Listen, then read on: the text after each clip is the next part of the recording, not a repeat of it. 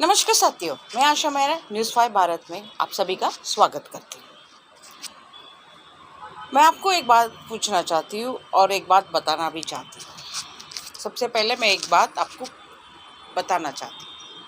एक माँ होता है, एक माँ पिता जो अपने बच्चे को एक स्कूल जब भेजते हैं, केजी क्लास से लेके अपने आखिरी पढ़ाई तक, वो हर क्लास का प्रिपरेशन करते जाते हैं। अपने बच्चे को में इतना हुनर, इतना जान डाल देते ताकि वो अगले कक्षा के लिए तैयार होवे।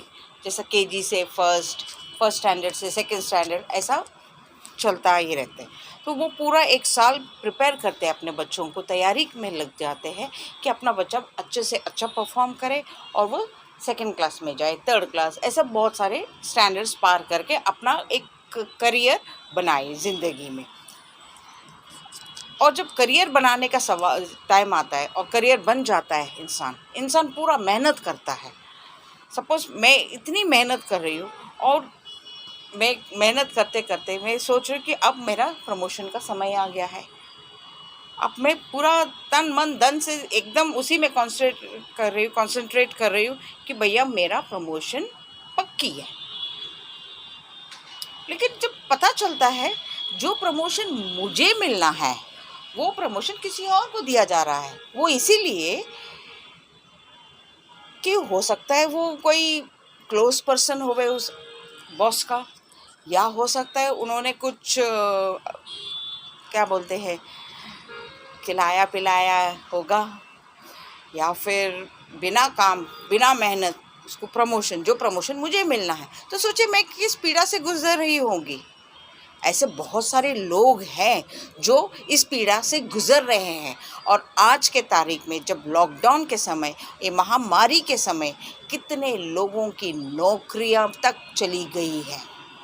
कितने लोग बोलते हैं ना 40% सैलरी में काम कर रहे हैं। बहुत सारी समस्या हैं इस महामारी के कारण। और कितने लोगों की प्रमोशंस रुक गई है, कितने लोगों को प्रमोशन मिलते मिलते भी रुक गई है, और उनको ना मिलते किसी और को मिल गया जो कुछ काम ही नहीं किया है, कोई मेहनत ही नहीं की है। और जो मेहनत किया है वो बाल नोचता रह जाता है कि भैया ये क्या हो गया है। ये मैं बात आज इसीलिए आपसे कह रही हूँ, मैं आम जनता से कह रही हूँ ये बात, कि आज आप लोग जागरूकता हो जाओ, जाग जाइए। मेरा कहने का मतलब है कि आम जनता जाग जाइए, क्योंकि अब आप नहीं जागोगे तो दूसरा दिन जो सवेरा है वो कभी उजाला अपने ज़िंदगी में नहीं ला सकेगी। तो वो सवेरा उजाला लाने के लिए तो आज आप लोगों को जागना बहुत ज़रूरी है। इसी तरह एसएससी जीडी स्टूडेंट्स के साथ भी हो रहा है। देखिए, जब इन्होंने एसएससी एग्ज़ाम्स देना था, पहले साल उन्होंने पूरा कड़ी मेहनत किया ताकि वो रिटन टेस्ट पास हो जाए। उसके बाद उन्होंने फिज़िकल टेस्ट दिया, वो भी पास हो गए। उसके बाद उन्होंने मेडिकल टेस्ट दिया, वो भी पास हो गए। अब इन सारी प्रोसेस पार होने के बाद आप सोचिए, सब test pass, physical, medical, written, सब टेस्ट पास। जब लिस्ट लगता है, मेरिट लिस्ट लगता है, जब मेरिट लिस्ट लगता है क्या होता है समझ, मेरिट लिस्ट लगता है तब उनका नाम ही नहीं है उस लिस्ट में। तो आप सोचिए किस पीड़ा से गुजर रहे होंगे वो, कि भैया इतनी कड़ी मेहनत, 4 साल मेहनत, लगातार मेहनत करने के बाद भी हमारा मेरिट लिस्ट में नाम नहीं आना। हम सारा कुछ पास है, रिटन टेस्ट पास कर लिया, फिजिकल टेस्ट पास कर लिया, मेडिकल टेस्ट पास कर लिया, सारा कुछ पास कर लिया, लेकिन मेरिट लिस्ट में नाम नहीं है। इसका जिम्मेदार कौन है? और इस पर सवाल उठने वाला कोई भी नहीं है, लेकिन मैं इसके ऊपर सवाल उठा रही हूँ। मैं एसएससी जीडी स्टूडेंट्स के साथ हमेशा खड़ी मिलूँगी आपको, क्योंकि उनके साथ अन्याय हुआ। ये एक स्टूडेंट नहीं है, इनके एक 55,000 स्टूडेंट है जो इस मेरिट लिस्ट के कारण शिकार हुए हैं। और आपने सुना भी होगा, नित्यानंद राय जी संसद में आवाज़ उठाए और कहा भी 1,11,000 सीट खाली है। जब 1,11,000 सीट खाली है तो फिर सरकार इनको नौकरी क्यों नहीं दे रही है? क्या आप आम जनता नहीं चाहते कि आप सुरक्षित रहो?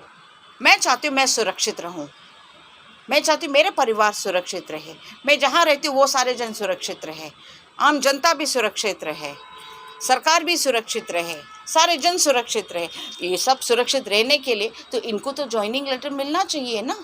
और दूसरी बात, अहम बात है, अब ये जो 3 साल बीत गए हैं, इनका जो एज लिमिट है वो पार होते जा रहा है, और ये ना किसी दूसरे सर्विसेज में भी अप्लाई नहीं कर सकते हैं क्योंकि एज बार है। ये भी एक बड़ा सा प्रश्न चिन्ह है इनके लाइफ में। ये गरीब परिवार से आ रहे हैं, इनके आर्थिक स्थिति एकदम ज़ीरो पे है। तो आप सोचिए किस तरह से दूसरे परीक्षा कुछ तैयारी करना होवे तो पैसे कहाँ से जोड़ेंगे? इस महामारी के समय मैंने पहले भी कहा कि बहुत सारे लोगों का नौकरियां गई है, सरकारी की नौकरियां भी गई हुई हैं, तो फिर कहाँ से कैसे करेंगे इनका प्रिपरेशन, एग्ज़ाम प्रिपरेशन? या अब तो इनका एज बार भी एक लिमिट हो गया है, वो भी उनके लिए प्रॉब्लम समस्या खड़ी कर रहे हैं। लेकिन इनके ज़िम्मेदार ये नहीं है ना, एसएससी जीडी स्टूडेंट खुद नहीं है ना, तो कौन जिम्मेदार है, कौन आवाज़ उठाएगा इनके लिए? आप ही सोचिए, क्या ये गलत है? इनके साथ जो अन्याय हो रहा है ये गलत है ना? क्या न्याय दिलाने में आप इनके साथ नहीं खड़ी रहोगे? देश का जनता SSC GD student 2018 written test pass, physical test pass, medical fit candidates के साथ खड़े नहीं रहेंगे। मैं चाहती हूँ सारे देश एकत्रित हो जाए और सारे जनता एकत्रित होके इनके साथ खड़े हो जाए, इनके कंधे से कंधे मिलाकर इनको न्याय दिलाने में मेरा साथ दीजिए, इनका साथ दीजिए आप। ये बहुत ही गरीब परिवार से आते हैं, ध्यान में रखिए। मेरे पास में जो वीडियो आया है आज, वो बिहार से है और वो स्टूडेंट इसी शिकार का है, मेरिट लिस्ट में नाम न आने का, और सरकार से गुहार लगा रहा है कि सरकार का हाँ में उनका ज़िंदगी, उनका घर की आर्थिक स्थिति बदल जाएगी थोड़ी बहुत, और ना में ये ज़ीरो पे आ जाएंगे। क्या देश में ऐसा आर्थिक स्थिति होना बहुत ज़रूरी है? मेरे हिसाब से नहीं। क्या आप लोग इनके साथ नहीं दोगे? देना चाहिए, और सरकार को भी इनके साथ खड़े होना चाहिए और इनको ज्वाइनिंग लेटर देना चाहिए। और बहुत सारे मुझे कॉल्स आ रही है, बहुत सारे मैसेजेस आ रही है कि मैडम हम ज्वाइन कर रहे हैं नक्सली। मैं कितने लोगों को समझाऊं, कितने स्टूडेंट्स को समझाऊं? ये मेरा काम है, मेरी गलती है। इनको ज्वाइनिंग लेटर ना मिलने के कारण कौन कारण है? और ये नक्सली ज्वाइन करे क्योंकि इनकी घर की आर्थिक स्थिति ज़ीरो पे है, एकदम ज़ीरो, अंडा। अब आप सोचिए कि इस अंडे का फंडा कौन जिम्मेदार है, और कौन क्यों नक्सली ज्वाइन कर रहे हैं? कितने लोग आत्महत्या कर लिए हैं और कितने लोग ग्रुप अभी तैयारी कर रहे हैं नक्सली ज्वाइन कर रहे हैं क्योंकि इनकी आर्थिक स्थिति, मैंने कहा ना, अंडा। मैं माननीय गृह मंत्री से रिक्वेस्ट कर रही हूँ दोबारा कि आप प्लीज़ प्लीज़ प्लीज़ इनके ऊपर ध्यान दीजिए, इनको ज्वाइनिंग लेटर दीजिए और ये इनको मौका दीजिए, इनको देश का सेवा करने का मौका दीजिए आप इनको।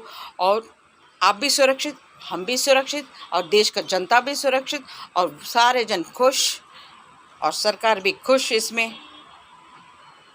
चलिए हम देखते हैं वीडियो।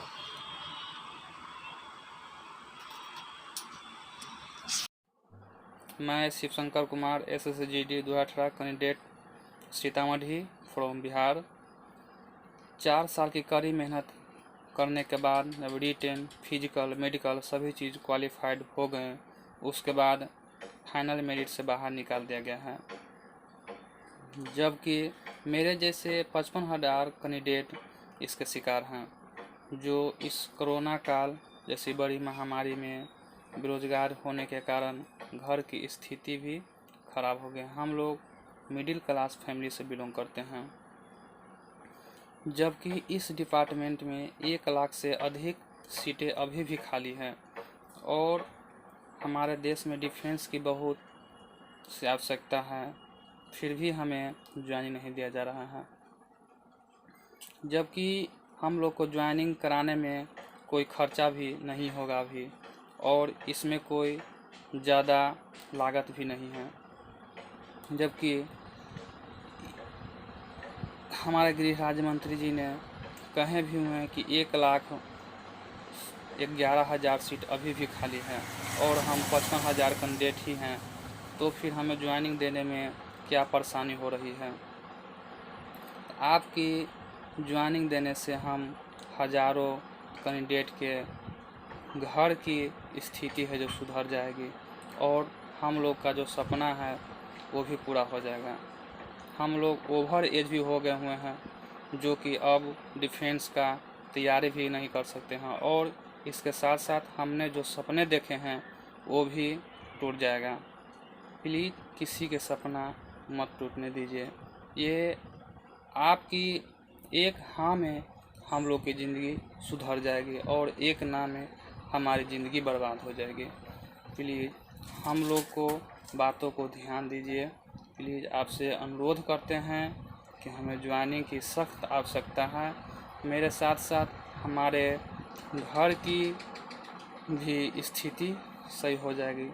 प्लीज़ इतने पैसा भी नहीं है कि आगे की कुछ तैयारी कर सकें, और इस कोरोना काल जैसी महामारी भूखमरी की भी समस्या दिनों दिन बढ़ती जा रही है, जिसके शिकार हम लोग ही होंगे। हम लोग में से कितने ऐसे स्टूडेंट हैं जो नक्सली भी ज्वाइन कर लिए हैं, क्योंकि उसकी आर्थिक स्थिति इतनी कमज़ोर हो गई है, पैसे के लिए कुछ न कुछ उपाय करना ही पड़ता है। इसके जिम्मेदार कौन है, और इससे आगे हमारे देश को ही खतरा है, जो कि हमेशा नक्सली हमला होता रहता है। प्लीज़ हम लोगों की बातों को ध्यान में रखिए और हमें ज्वाइनिंग देने की कृपया करें। जय हिंद।